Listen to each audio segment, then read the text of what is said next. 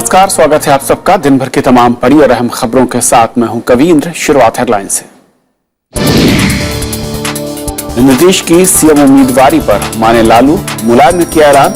नीतीश ने कहा कांग्रेस भी गठजोड़ का हिस्सा, बिहार में बीजेपी को रोकना मकसद। कैच फॉर वोट मामले में चंद्रबाबू नायडू के कथित ऑडियो टेप से विवाद बढ़ा। तेलंगाना के सीएम केसीआर के खिलाफ कई जगहों पर मामला दर्ज। विपक्ष ने मांगा नायडू का इस्तीफा।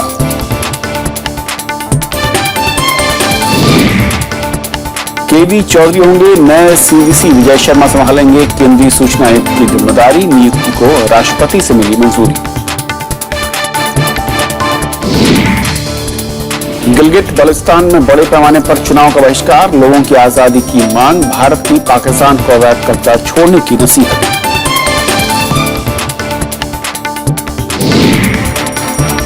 अरब सागर में पनप रहा है अशोभा चक्रवाती तूफान का खतरा। 36 घंटे में ले सकता है भयावह रूप।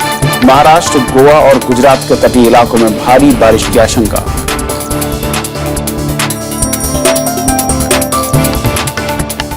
और आइए देखते हैं आज की हमारी पहली खबर।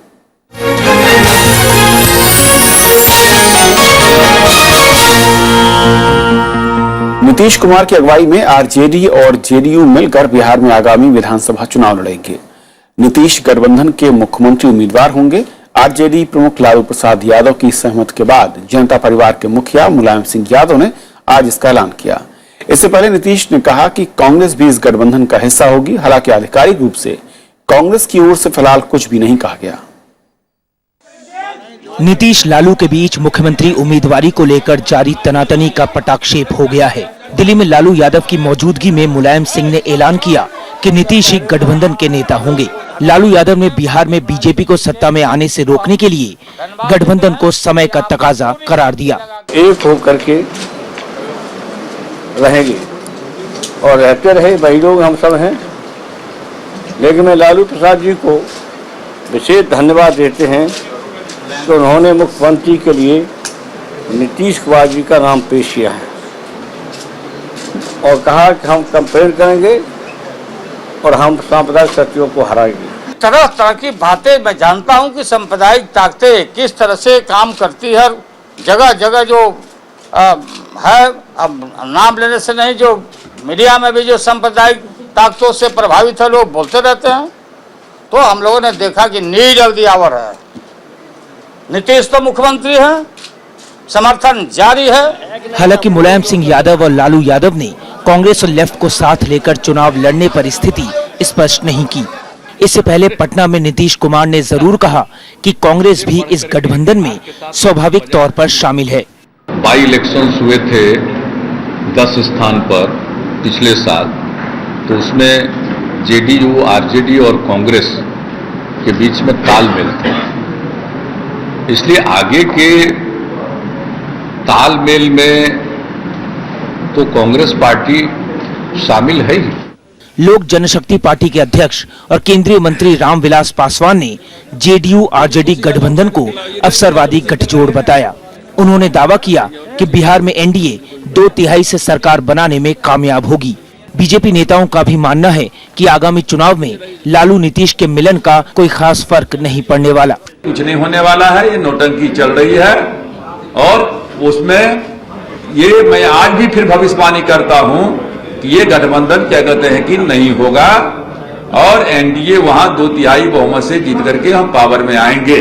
हताश, हारे हुए, मजबूर लोगों ने मजबूरी में गठबंधन किया है।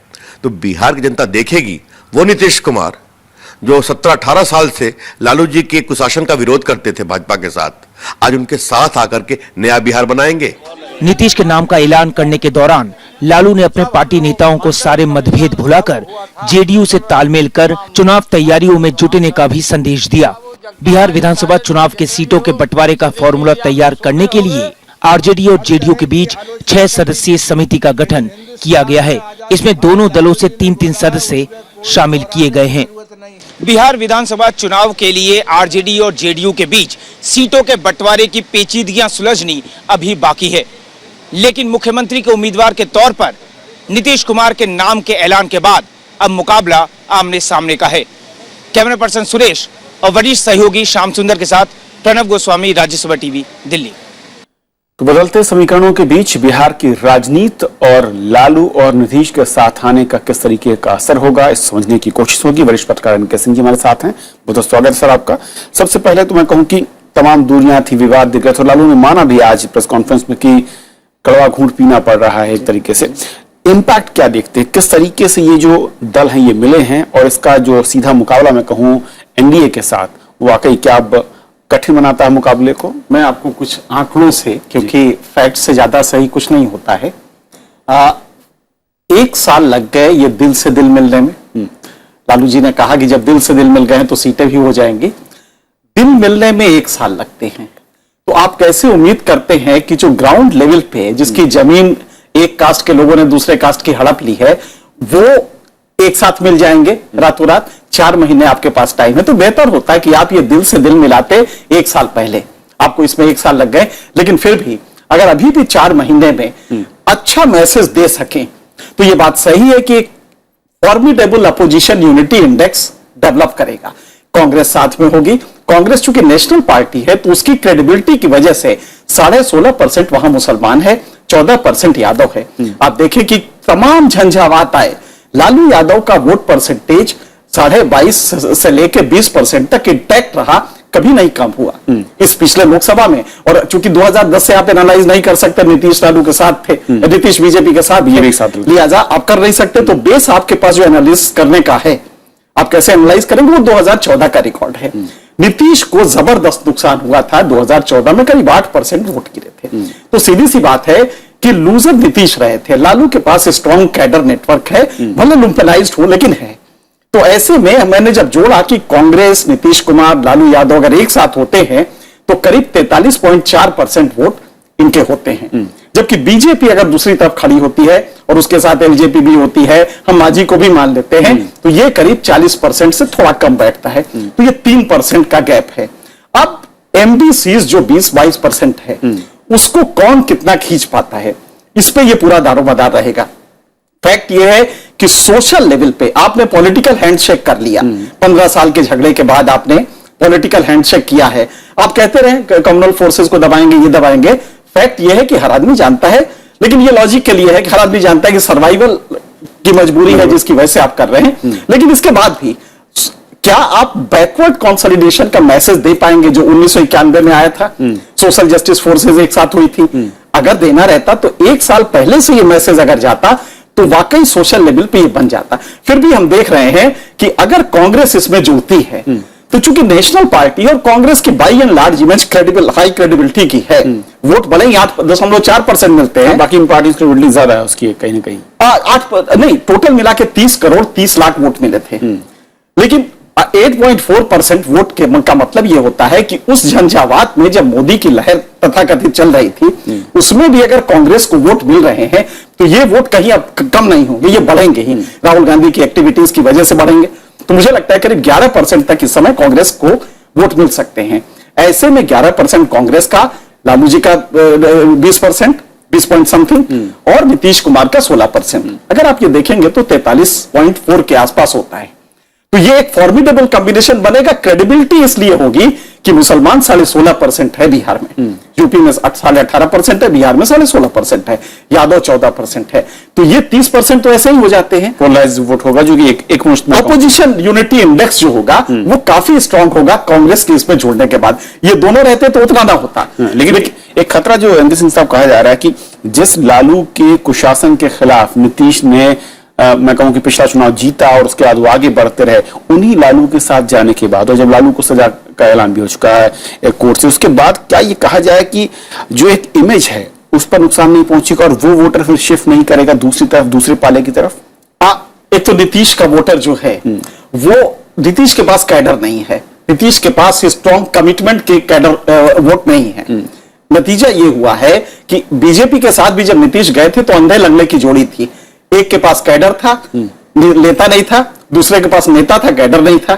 आज वही लगभग यहां पे क्या मजबूरी थी कि लालू यादव को आज कहना पड़ा कि नीतीश कुमार हमारे चीफ मिनिस्टर होंगे, इसलिए कि ये जो आपने सवाल किया है, अगर आप ये न डिक्लेयर करते तो वो जो बड़ा चंक था नीतीश का, चाहे जो फ्लोटिंग वोट थे, वो बाहर हो जाते कि अच्छा इस बार भी लालू का कोई रिश्तेदार आएगा।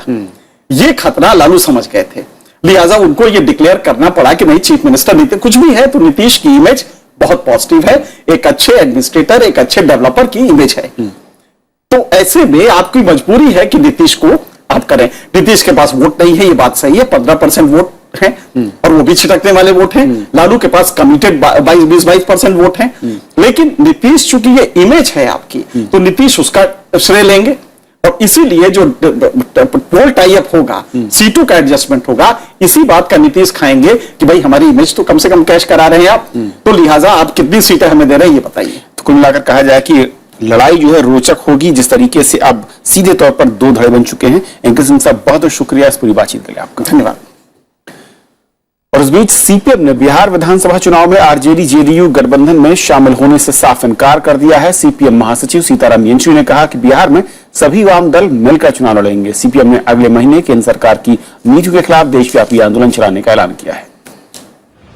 बिहार के आगामी विधानसभा चुनाव में एनडीए के खिलाफ बनने वाले आरजेडी जेडीयू गठबंधन में सीपीएम शामिल नहीं होगी। सीपीएम महासचिव येचुरी ने वाम दलों की एकजुटता पर जोर दिया है। तीनों कांग्रेस पार्टियां, हम तीनों ने एक तय किया था कि हम तीनों मिलकर ये चुनाव लड़ेंगे। अब जितना हमारी ताकत बढ़ेगी, हमारा यही मानना है और ये भी हकीकत है देश की राजनीति में। हम जितना मजबूत होंगे उतना ही मजबूत होगा आपकी सांप्रदायिकता के खिलाफ संघर्ष। सीपीएम 1 अगस्त से 14 अगस्त तक केंद्र सरकार की नीतियों के खिलाफ आंदोलन करेगी। येचुरी ने मोदी सरकार के 1 साल के कार्यकाल को विफलताओं का साल कहा है। That the first fortnight of August, from the 1st to 14th, all the units of the party will launch struggles on the pressing local issues in their areas. CPM की 2 दिन की केंद्रीय समिति की बैठक में पार्टी के खिसकते जनाधार को रोकने और केरल और पश्चिम बंगाल में जनता में भरोसा पैदा करने को बड़ी चुनौती माना गया। रविंद्र सिंह शोरान, राज्यसभा टीवी।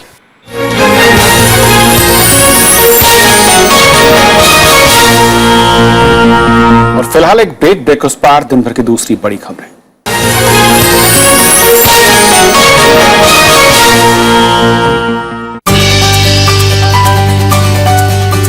राज्यसभा टीवी का ये बेहद खास प्रोग्राम है गुफ्तगू। नए चेहरे,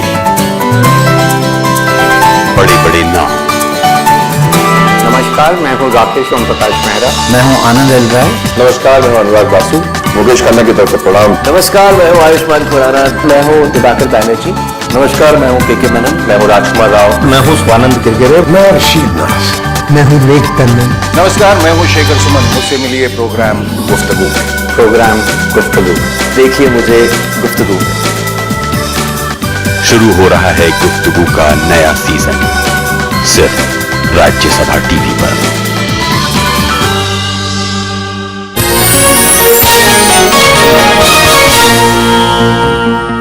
कैश फॉर वोट मामले में मुख्यमंत्री चंद्रबाबू नायडू के कथित ऑडियो टेप आने के बाद मामले में नया मोड़ आ गया है। विवाद में अब दोनों राज्यों के मुख्यमंत्री आमने सामने खड़े हैं। टीडीपी ने के चंद्रशेखर राव के खिलाफ मानहानि का केस दर्ज कराया है। टीडीपी नेताओं ने आंध्र प्रदेश के 5 जिलों में उनके खिलाफ एफआईआर भी दर्ज कराई है। वहीं तेलंगाना ने मामले की जांच को जारी रखने की बात कही है। तो कांग्रेस समेत तमाम विपक्षी दलों ने चंद्रबाबू नायडू के इस्तीफे की मांग की है। For everything, I am with you. What all they spoke, will honor. Yeah, right. And freely you can decide, no problem at all. Okay.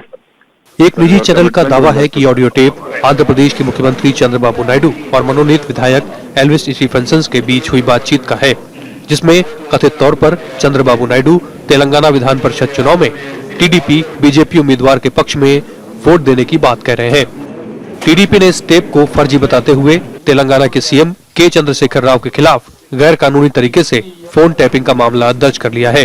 They have manipulated, पूरा इसको तैयार करके एक हफ्ते से बोल रहे हैं हमारे पास टेप्स है बोल रहे हैं। उधर तेलंगाना के एंटी करप्शन ब्यूरो ने इस मामले की जांच को आगे जारी रखने की बात कही है। टीआरएस टेप के सही होने का भी दावा कर रही है। वो बहुत साफ सीधे सारे दुनिया के सामने पकड़े गए और कैश के साथ ही साथ और एंटी करप्शन ब्यूरो उसकी अभी कार्रवाई चल रही है उनके यहाँ। अब चंद्रबाबू नायडू साहब अगर इसको आंध्र प्रदेश वर्सेस तेलंगाना राज्यों के बीच में एक फ्रिक्शन बनाना चाहते हैं और उसके जरिए अगर निकलना चाहते हैं केस से, तो सरासर गलत बात है। कांग्रेस समेत तमाम राजनीतिक दलों ने चंद्रबाबू नायडू के इस्तीफे की मांग की है। इसी की वजह से केसीआर को आज एक लेटर लिखा हूं, केसीआर जी ये पूरा एपिसोड को सीबीआई को हैंड ओवर करो, एंटी करप्शन कुछ भी इंक्वायरी करेगा तो तुम्हारा गवर्नमेंट है, वो ना बोल के चंद्रबाबू को इसमें फंसाने को देख रहे हैं, ये कॉन्स्पिरेसी है बोलेंगे। चंद्रबाबू नायडू पीबी नरसिंहा राव की तरह से इसमें फंसे हैं। जैसे नरसिंहा राव जी जेएमएम कांड में अभियुक्त थे, श्री चंद्रबाबू नायडू का भी वैसा ही हश्र होगा जैसा झारखंड मुक्ति मोर्चे में श्री नरसिंहा राव जी का हुआ। कैश फॉर वोट के इस विवाद ने दोनों राज्यों की राजनीति को खासा गर्मा दिया है। दोनों राज्यों में प्रदर्शनों का दौर जारी है। Bureau report, Rajya Sabha TV. केंद्र सरकार ने सीवीसी और सीआईसी प्रमुखों के पदों पर नियुक्ति के लिए आज नामों का ऐलान कर दिया। वरिष्ठ सूचना आयुक्त विजय शर्मा को नया मुख्य सूचना आयुक्त और सीबीडीटी के पूर्व प्रमुख केवी चौधरी को देश का नया सीवीसी नियुक्त किया गया है। ये दोनों पद पिछले 9 महीने से खाली थे, जिनको कांग्रेस पार्टी ने लोकपाल और सीवीसी और सीआईसी के इन खाली पदों के लिए सरकार पर हमला भी किया था। चीफ इंफॉर्मेशन कमिश्नर यानी सीआईसी और चीफ विजिलेंस ऑफिसर यानी सीवीसी की नियुक्तियों पर राष्ट्रपति की मंजूरी के बाद सरकार ने नाम सार्वजनिक कर दिए। केवी चौधरी को सीवीसी और विजय शर्मा को सीआईसी बनाया गया है। विजय शर्मा केंद्रीय सूचना आयोग में ही आयुक्त के पद पर थे, जबकि central board of direct taxes यानी सीबीडीटी के चेयरमैन के पद से रिटायर्ड केवी चौधरी को ये नई जिम्मेदारी सौंपी गई है। भारतीय राजस्व सेवा के अधिकारी चौधरी फिलहाल काले धन की जांच के लिए गठित एसआईटी के सदस्य थे। भ्रष्टाचार निरोधक इन संस्थाओं के प्रमुखों के पद पिछले लगभग 9 महीने से खाली पड़े थे। केंद्रीय सूचना आयोग के ताजा आंकड़े के मुताबिक सीआईसी में इन नियुक्तियों के अभाव में 40 लाख से ज्यादा मामले लंबित पड़े थे। सीवीसी और सीआईसी के प्रमुखों के पदों पर चयन के लिए प्रधानमंत्री की अध्यक्षता में हाल में 2 बैठकें भी हुई थीं। कांग्रेस अध्यक्ष सोनिया गांधी और कांग्रेस उपाध्यक्ष राहुल गांधी ने लोकपाल, सीवीसी और सीआईसी जैसी संस्थाओं में खाली पड़े पदों के लिए सरकार पर सवाल भी खड़े किए थे। Bureau report, Rajya Sabha TV. Maggi noodles पर पाबंदी लगाने के बाद सरकार ने दूसरे कई अलग कंपनियों के नूडल्स, पास्ता और मैक्रोनी भी जांच के लिए अब उन्हें आदेश दे दिए हैं। केंद्रीय खाद्य सुरक्षा एवं मानक संस्था ने नेस्ले के अलावा आईटीसी, जीएसके, रुचि, इंडोनेशन जैसी कंपनियों के उत्पादों को भी जांच के दायरे में खड़ा कर दिया है। एफएसएसआई ने मैगी उत्पाद बनाने वाली कंपनी नेस्ले इंडिया के खिलाफ उपभोक्ता आयोग में शिकायत दर्ज कराई है। राष्ट्रीय उपभोक्ता विवाद निपटान आयोग यानी एनसीडीआरसी ने नेस्ले इंडिया के खिलाफ भ्रामक विज्ञापन और अनुचित व्यापार का मामला दर्ज किया है। इस बीच कई राज्यों की ओर से प्रतिबंधित किए जाने के बावजूद मिजोरम ने मैगी नूडल्स पर प्रतिबंध लगाने से इनकार कर दिया। घातक लेड और एमएसजी जैसे रसायन की अधिकता के चलते मैगी नूडल्स के देश में उत्पादन और बिक्री पर पाबंदी लगाई गई है। दिल्ली के मुख्यमंत्री अरविंद केजरीवाल ने नगर निगम कर्मचारियों को मई महीने तक का बकाया वेतन देने का ऐलान किया है। उन्होंने कर्मचारियों से मुलाकात के दौरान केंद्र सरकार से फंड न देने और एमसीडी में गड़बड़ी का आरोप भी लगाया। इससे पहले वेतन न मिलने से नाराज पूर्वी दिल्ली नगर निगम के सफाई कर्मचारियों ने मुख्यमंत्री के आवास पर प्रदर्शन किया, तो वहीं कांग्रेस ने इसके लिए केंद्र और दिल्ली सरकार की खींचतान को जिम्मेदार बताया। पूर्वी दिल्ली नगर निगम के सफाई कर्मचारियों ने सोमवार को दिल्ली के मुख्यमंत्री अरविंद केजरीवाल के आवास का घेराव किया। एमसीडी कर्मचारी अनिश्चितकालीन हड़ताल पर चले गए हैं। यहाँ पर कम से कम 15-16 हजार के करीब यहाँ पर पहुँच चुके हैं हम लोग। हमारे 35 टेम्पू पीछे आईटीओ पर रोक दिए गए हैं। हम इससे ज्यादा आंदोलन छेड़ेंगे जब तक हमारी मांग डिमांडें नहीं होंगी। हम पीछे नहीं हटेंगे। मैं आज यहाँ से सारे बीजेपी के कॉरपोरेटरों को, कांग्रेस के काउंसलरों को, तीनों मेयरों को, स्टैंडिंग कमेटियों को, सबको हाथ जोड़ के निवेदन करता हूं, चलो राजनीति छोड़ो। बीजेपी के लोग, कांग्रेस के लोग, आम आदमी पार्टी के लोग, हम सारे मिलकर अपने माननीय प्रधानमंत्री जी के पास चलते हैं। कांग्रेस ने इसके लिए केंद्र और दिल्ली सरकार को जिम्मेदार ठहराया है। कांग्रेस का आरोप है कि दोनों सरकारें एक दूसरे को नीचा दिखाने में लगी हैं और दिल्ली का विकास रुक गया है। दिल्ली की विकास की गति एकदम रुक गई है और दोनों के दोनों आपस में केवल लड़ते जा रहे हैं। दोनों के दोनों इस चीज में बिजी हैं कि किस तरीके से एक दूसरे को नीचा दिखाया जाए। इसके लिए केजरीवाल और केंद्र सरकार दोनों के दोनों बराबर के दोषी हैं। पूर्वी दिल्ली नगर निगम में 28,000 कर्मचारी हैं। इनमें करीब 15,000 सफाई कर्मचारी हैं। सफाई कर्मचारियों को हर महीने करीब 42 करोड़ रुपए वेतन दिया जाता है। एमसीडी का आरोप है कि दिल्ली सरकार उसके हिस्से का 300 करोड़ रुपए नहीं दे रही है, जिसके चलते कर्मचारियों को वेतन देना मुश्किल हो गया है। मोहम्मद फतेह टीपू, राज्यसभा टीवी। केंद्रीय पर्यावरण मंत्री प्रकाश जावड़ेकर ने आज कहा कि यूपीए सरकार के दौर में पर्यावरण के क्षेत्र में लिए गए विवादित फैसलों की समीक्षा की जाएगी। उन्होंने कहा कि तत्कालीन पर्यावरण मंत्री जयंती नटराजन के विवादित फैसलों की जांच होगी। सरकार के 1 साल के कार्यकाल की उपलब्धियां गिनाते हुए उन्होंने कहा कि पर्यावरण मंत्रालय ने कई अटकी पड़ी परियोजनाओं की रुकावटों को दूर कर दिया है। उन्होंने दिल्ली में प्रदूषण की समस्या को भी हल करने का भरोसा दिया। ये केवल 10 महीने में तो नहीं हुआ ना, 1 साल में तो नहीं हवा बिगड़ी। हवा 2007 से बिगड़ रही है बहुत ज्यादा। उसी समय अगर चर्चा मीडिया जितना आज कर रहा है, मुझे अच्छा लगता है, क्योंकि मैं भी मीडिया ही वाला हूं। तो इसलिए आप जो कर रहे हैं अभी, अगर शायद काश पहले ही शुरू होता तो पहले ही आबोहवा सुधर जाती। देश भर में लाइट हाउस पर लगने वाले शुल्क का अब ऑनलाइन भुगतान किया जा सकता है। पोत परिवहन मंत्री नितिन गडकरी ने आज इस सेवा की शुरुआत की। लाइट हाउस समुद्री जहाजों को दिशा बताने में मदद करते हैं और अभी तक लाइट हाउस की मदद के बदले नकद भुगतान की व्यवस्था थी, जिससे जहाजों को 2 दिन तक इंतजार करना पड़ता था। ऑनलाइन भुगतान होने से विदेशी जहाजों को कारोबार में भी आसानी होगी। नितिन गडकरी ने इसे ई गवर्नेंस की दिशा में महत्वपूर्ण कदम बताया। गडकरी ने बताया है कि लाइट हाउस और द्वीप समूहों को पर्यटन स्थल के तौर पर तब्दील करने के लिए भी सरकार एक योजना पर काम कर रही है। डिपार्टमेंट में लगातार ई गवर्नेंस के साथ सभी बातों को जोड़ने का जो प्रयास है, उससे लोगों की तकलीफें बहुत कम होने वाली है। और इसका एक नया इनिशिएटिव और शुरुआत आज हमारे डायरेक्टर ऑफ लाइट हाउसेज जो है उन्होंने इसमें इनिशिएटिव लिया। पाकिस्तान के कब्जे वाले गिलगिट बल्तिस्तान इलाके में आज हुए चुनाव का लोगों ने बड़े पैमाने पर बहिष्कार किया है।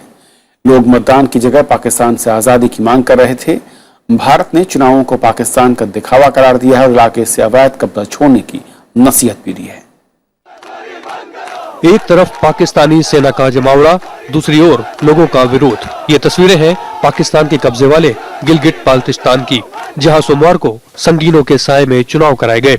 लोग पाकिस्तान की ओर से कराए गए चुनाव का बहिष्कार कर रहे हैं। उनका आरोप है कि पाकिस्तान सेना की मदद से स्थानीय दलों को अलग थलग कर रही है। अगर हमें दीवार से लगाने की कोशिश की गई और नताइज को तब्दील किया गया तो फिर गिलगिट बाल्टिस्तान में कोई माइकालाज हुकूमत नहीं करेगा और इस्लामाबाद से बड़ा धरना गिलगिट बाल्टिस्तान में खास का शहरा कराकुम में दिया जाएगा। पाकिस्तान का विरोध करने पर यहाँ के नेताओं को जेल में डाल दिया गया है। लोगों का कहना है कि पाकिस्तान जानबूझकर इस इलाके की अनदेखी करता है और यहाँ चुनी गई सरकार को कोई महत्व नहीं देता। इसके चलते लोग पाकिस्तान से आजादी की मांग कर रहे हैं। बदलाव क्या होना है हमने पिछले 5 साल में देख लिया। वजीर आला, जो चीफ मिनिस्टर थे, गवर्नर थे और जो कैबिनेट मेंबर थे, सब हर हफ्ते में एक दफा कम से कम उनका बयान आता था कि जी फलां सेक्रेटरी जो मेरी बात नहीं मानता। भारत ने एक बार फिर गिलगिट और बाल्टिस्तान इलाके को अपना हिस्सा बताते हुए चुनाव को अवैध करार दिया है। पीएमओ में राज्य मंत्री जितेंद्र सिंह ने कहा कि पाकिस्तान को गिलगिट और बाल्टिस्तान में कब्जा जताने से बचना चाहिए। Even the Constitution of Pakistan does not recognize it as a part of Pakistan, and therefore any such kind of an initiative undertaken by Pakistan over there clearly smacks of some mischievous design. So as far as India is concerned, we go by the 1994 resolution of the Parliament, which was passed unanimously, which clearly states that there is nothing outstanding as far as Jammu and Kashmir and Gilgit-Baltistan is concerned, except for retrieving back the portions of Jammu Kashmir, including Gilgit-Baltistan, which continue to remain under the illegal occupation of Pakistan. Pakistan की अनदेखी और यहाँ व्याप्त बेरोजगारी के खिलाफ लोगों ने गुस्सा जताया तो आतंकवाद के नाम पर उन पर सैनिक कार्रवाई की गई। साथ ही गिलगिट और बाल्टिस्तान इलाके का एक बड़ा हिस्सा चीन को दे दिया गया है। 2009 में दुनिया को दिखाने के लिए स्वशासन के नाम पर चुनाव का ढोंग रचा गया, लेकिन सच्चाई ये है कि वहाँ का शासन पाकिस्तान के गृह मंत्रालय की ओर से नियुक्त गवर्नर के जरिए चलाया जाता है, जिसको लेकर लोगों में असंतोष बढ़ गया है। गिलगित बाल्टिस्तान के प्रति पाकिस्तान का रवैया एक उपनिवेश से ज्यादा नहीं है। यही वजह है कि वहाँ पनबिजली के संयंत्र तो कई लगे हैं, लेकिन स्थानीय लोगों को बिजली नहीं मिलती। शिक्षा, रोजगार और स्वास्थ्य सुविधाओं का वहाँ घोर अभाव है और इसी का फायदा उठाकर ISI उन्हें आतंकवादी बना देती है। और यही कारण है कि अब लोग पाकिस्तान के इस रवैये का जवाब देने लगे हैं। राज्यसभा टेलीविजन के लिए कैमरा पर्सन विजय के साथ दिल्ली से अखिलेश सुमन। नेपाल के राजनीतिक दलों के बीच देश के संघात्मक ढांचे को लेकर सहमति बन गई है। नेपाल के 4 प्रमुख राजनीतिक दलों की आज प्रधानमंत्री आवास पर हुई बैठक में यह तय हुआ कि देश को 8 प्रांतों में बांटा जाएगा। इससे नेपाल में संविधान निर्माण को लेकर लंबे वक्त से चल रहे असमंजस और असहमत के बीच एक बड़ी उपलब्धि मानी जा रही है। इन प्रांतों की भौगोलिक संरचना पर फैसले के लिए संघात्मक आयोग का भी गठन होगा। नेपाल ने दोहरी निर्वाचन पद्धति अपनाने का भी फैसला किया है, जिसके तहत 60% सांसद सीधे चुनावों के जरिए, जबकि बाकी 40% को आनुपातिक प्रतिनिधित्व के आधार पर चुना जाएगा। नेपाल में हाल ही में आए भीषण भूकंप के बाद राजनीतिक दलों ने देश हित में अपने बीते 8 वर्षों के अंतर विरोध को पीछे छोड़ने का फैसला किया है। कमजोर मानसून की आशंका के मद्देनजर प्रधानमंत्री नरेंद्र मोदी ने सिंचाई नेटवर्क को बढ़ाने की जरूरत पर बल दिया है। उन्होंने कम बारिश को चुनौती के तौर पर एक अवसर में बदलने की हिमायत की है। इस बीच देश के कई राज्यों में गर्मी की तपिश तो लोग बेहाल रहे, वहीं अरब सागर में उठे ओशावा तूफान के अगले 24 से 36 घंटे में पश्चिमी तट पर टकराने की आशंका है। देश में 88% मानसूनी बरसात के अनुमान के बीच प्रधानमंत्री नरेंद्र मोदी ने सोमवार को कृषि सिंचाई योजना की समीक्षा बैठक की। इस मौके पर प्रधानमंत्री ने सिंचाई के वैकल्पिक साधनों को अपनाने की हिमायत की है। कमजोर मानसून के हालात से निपटने के लिए केंद्र सरकार ने अभी से अग्रिम तैयारियां शुरू कर दी हैं। हाल ही में वित्त मंत्री अरुण जेटली और कृषि मंत्री राधा मोहन सिंह किसानों को हर मुमकिन मदद देने की बात कह चुके हैं। दिल्ली वासियों को सोमवार सुबह से ही सूरज की तपिश का सामना करना पड़ा। देश के कई इलाकों में गर्मी का प्रकोप एक बार फिर लौटता दिखा। दिल्ली में अधिकतम तापमान 42.4 डिग्री सेल्सियस दर्ज किया गया। वहीं नागपुर में भी पारा 42 डिग्री के आसपास रहा। कोलकाता में अधिकतम तापमान 35 से ज्यादा और चेन्नई में 32.1 डिग्री सेल्सियस रहा। इस बीच पश्चिमी समुद्र तट पर तूफान का खतरा मंडरा रहा है। मौसम विभाग के मुताबिक अरब सागर में बने कम दबाव से उठा तूफान महाराष्ट्र, गोवा और गुजरात की तरफ बढ़ रहा है। इसके चलते इन राज्यों में तेज हवाओं के साथ भारी बारिश हो सकती है। Bureau report, Rajya Sabha TV. तो खबरों के आज के सफर में बस इतना ही, लेकिन जाते जाते छोड़ जाते हैं देश और दुनिया की कुछ और बड़ी खबरों के साथ। नमस्कार। वरिष्ठ IPS अधिकारी RC तायल राष्ट्रीय सुरक्षा गार्ड यानी NSG के नए प्रमुख होंगे। गृह मंत्रालय ने तायल को DG के पद पर नियुक्ति से जुड़ा आदेश जारी कर दिया है। तायल 1980 बैच के असम मेघालय काडर के अधिकारी हैं। पत्रकार JD हत्याकांड में महाराष्ट्र की विशेष मकोका अदालत ने पत्रकार जिग्ना वोरा समेत 10 लोगों के खिलाफ आरोप तय कर दिए हैं। गौरतलब है कि मिड डे अखबार के क्राइम रिपोर्टर ज्योतिर्मय डे की 11 जून 2011 को मुंबई के पवी इलाके में मोटरसाइकिल सवारों ने गोली मारकर हत्या कर दी थी। केंद्र सरकार कैंटोनमेंट एरिया में सिविल और मिलिट्री अथॉरिटीज के बीच अक्सर होने वाले विवादों को रोकने के लिए जल्द ही नए गाइडलाइंस लाएगी। रक्षा मंत्री मनोहर पर्रिकर ने पुणे में ये जानकारी दी है। उन्होंने कहा कि सभी पक्षों से राय मशवरे के बाद स्पष्ट गाइडलाइंस जारी किए जाएंगे। मंगल ग्रह के चक्कर लगा रहे मंगलयान से आज से 22 जून तक कोई संपर्क नहीं हो सकेगा। मंगल और पृथ्वी के बीच सूर्य के आ जाने की वजह से ऐसा हो रहा है। इस दौरान मंगलयान खुद से संचालित होगा। हालांकि इसरो को भरोसा है कि ब्लैकआउट पीरियड के बाद उससे फिर से संपर्क स्थापित होगा। मंगलयान की तय अवधि मार्च में खत्म हो रही थी, लेकिन ईंधन होने से वो अब भी काम कर रहा है। भारतीय क्रिकेट टीम 1 टेस्ट मैच और 3 वनडे मैचों की सीरीज के लिए आज बांग्लादेश पहुंची। दोनों देशों के बीच 10 जून को पहला टेस्ट मैच खेला जाएगा, जबकि 18, 21 और 24 जून को वनडे मैच खेले जाएंगे। कप्तान MS धोनी के टेस्ट क्रिकेट से संन्यास के बाद विराट कोहली टेस्ट टीम की कप्तानी संभालेंगे। स्विट्जरलैंड के स्टान वावरिंका ने नोवाक जोकोविच को हराकर अपना पहला फ्रेंच ओपन खिताब जीता। 4 सेट तक चले कड़े मुकाबले में वावरिंका ने जोकोविच को 4-6, 6-4, 6-3, 6-4 से मात दी। 2014 के ऑस्ट्रेलिया ओपन के बाद ये उनके करियर का दूसरा ग्रैंड स्लैम खिताब है।